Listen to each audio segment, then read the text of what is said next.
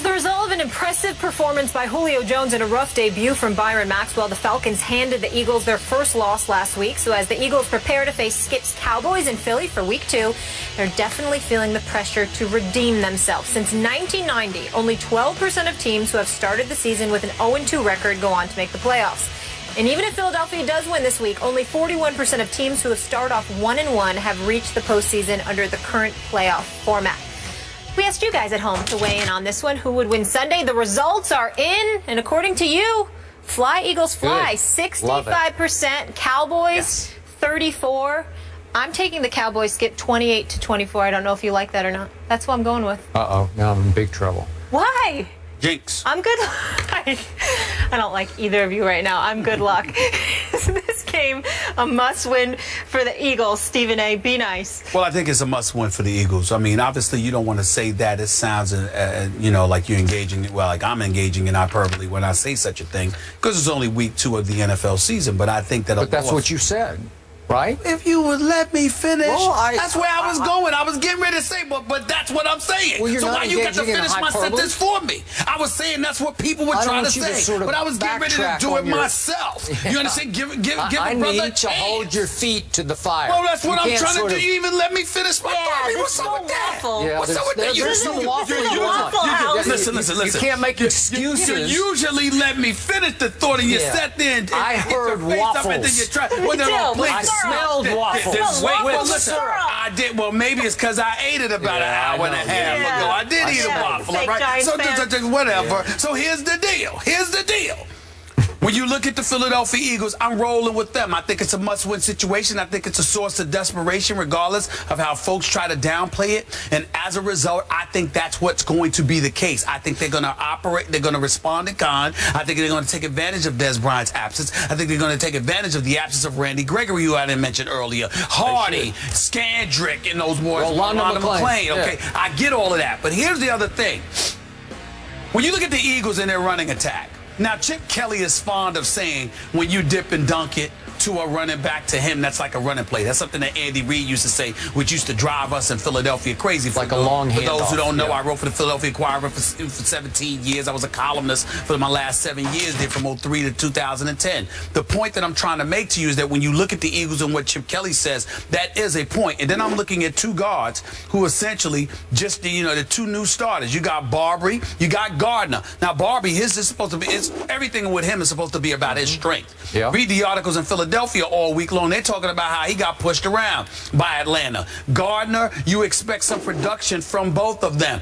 Talk about inside zone as opposed to outside zone. When you're running with an inside zone scheme, essentially it puts bigger boys up against smaller guys, which enables your running game to be more successful. The Eagles were doing that in the second half against Atlanta, to some degree in the first half against Atlanta.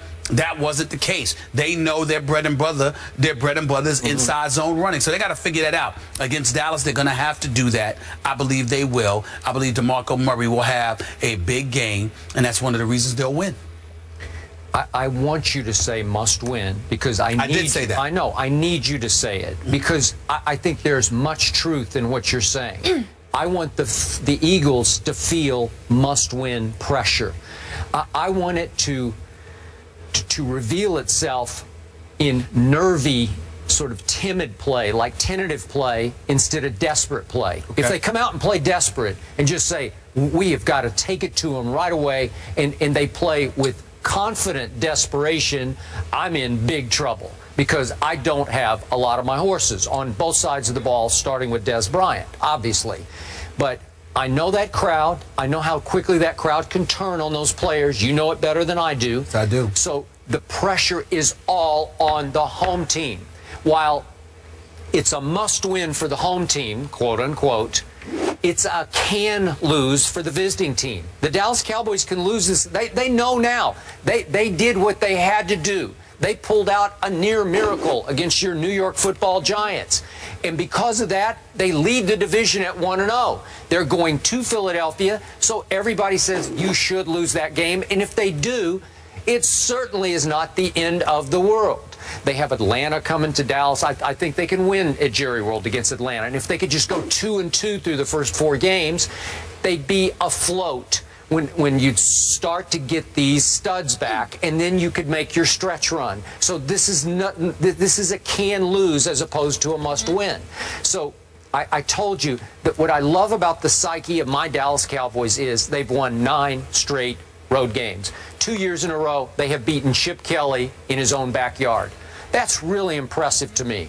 So they are going to go in with some confidence, even though they know they're overmatched. You know they will. I don't think the Dallas Cowboys believe they're overmatched. I believe next man up, and they think they've got a deep enough squad, a squad with enough depth, that they're going to be able to overcome the absence of some individuals, even somebody as prolific as Des Bryant, no question about it. And we're going to see what Byron Maxwell does to make up for his anemic performance against Julio Jones in the first half of Monday night's game, even though in the second half, even though Julio Jones only caught 1 pass, it was for 44 yards, setting up a winning field goal. But the combination of him and Walter Thurman III, we'll see what they do. Another person that I'm keeping my eyes on is the rookie, Aguilar, okay, because he was only targeted twice in his defense. Stage was too big. But he was only targeted twice. I know. He only had 1 reception for 5 yards, but he was only targeted twice. And Chip Kelly says he was open on several occasions, but Sam Bradford elected to go to a different receiver. You got to utilize that deep threat with this kid, okay? You can't have this kid out there playing more snaps than anybody outside of Jordan Matthews, and yet somehow, some way, he's only getting targeted 2 times. You're going to have to use him, if for no other reason, as a decoy. That's what I used to love about Deshaun Jackson on the Philadelphia Eagles. Whether you threw the ball to him or not, the fact that he was flying downfield, you had everybody worried about him and his speed, and because of that, you were able to space the field. Okay, that's what Chip Kelly has. That's how Chip Kelly has to utilize this rookie Nelson Aguilar, and he better do it. Okay, and to your point about how short passes are like long handoffs. Yes, that's what Chip Kelly says, not me. I know. Well, that's what I love about my Cowboys, array of weapons, because Tony Romo is underrated as a little flip passer, as a little pop passer. He buys a little bit of time, he ducks and darts, and remember, he's a pretty good basketball player. And you see it because he threw the equivalent of a no-look pass in one of those last drives to Joseph Randle, just a little sideways. Why do you classify him as a good basketball player? Because you saw him warming up at Duke's Cameron Indoor Stadium? No, because why is he a good basketball player? They all talk about it. Because in off-season pickup games with the other players, they say he can really play. Well, he can really handle and he can really shoot. I'm not going to knock Tony Romo for that because I have no clue whatsoever, but I will say this. A lot of that is contingent on who you're playing against. Well, if you're playing against scrubs, of course you'll look good. Yeah, but what I'm telling you is... I'm saying that as basketball players. I'm saying those players as basketball players. He can throw to a lot of those backs now. Okay, what I'm saying is he buys time in the pocket about as well as anybody. You know, just a little quickness, just a little athletic moves, and then a little no-look to Joseph Randle and hit him right in stride for like 20 yards in one of those long drives. I mean, he's not quite Aaron Rodgers, but I do get your point.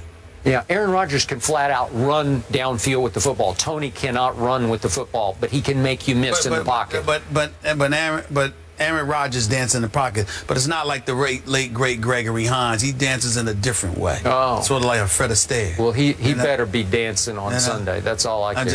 I'm just saying. I like that. Okay. Just dancing around, having fun. Yeah, he better be Fred Astaire on Sunday. Cowboys, Eagles, it's going to be fun. At the link, we got another fun one. Great Rexpectations. Rex Ryan and the Bills face off against the defending champs after a full week of talking. Why am I getting side-eye from you, Rexpectations, that's not bad. Did you write that? No. Who has the psychological edge? We discuss next. That would be either D or Brian.